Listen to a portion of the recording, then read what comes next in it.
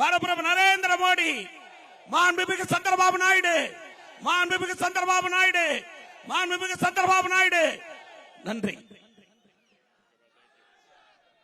ఈ రోజు నేను బర్త్డే రోజు మీ ఊరికి వచ్చానంటే దీని ప్రాముఖ్యత మీరందరూ అర్థం చేసుకుంటారని చెప్పి నేను ఆశిస్తున్నా.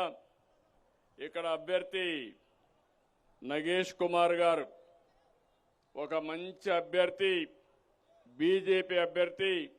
ఆయన్ని గెలిపించమని కోరడానికి వచ్చాను. ఇంకో పక్క ఓసూరు క్యాండిడేట్ బాలకృష్ణారెడ్డి, మాజీ మంత్రి, ఇద్దరిని గెలిపించమని కోరడానికి వచ్చాను. అనైవరకుం వణక్కం. என் அன்பான தமிழ்நாடு மக்களே, உங்களுடன் என் பிறந்த நாளில் இங்கே இருப்பது ரொம்பவே சந்தோஷ். மாற்றத்தை கொண்டு பெற வேண்டும் என்ற ஆர்வம் உங்களிடம் தெரிகிறது. கவலை படாதீங்க.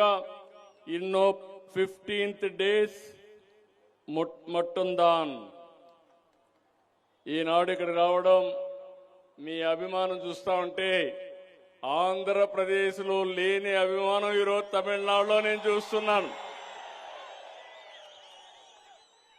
అయితే తమిళనాడు అంటేనే మనం గుర్తుపెట్టుకోవాల్సింది ద్రవిడ సంస్కృతికి మూలం.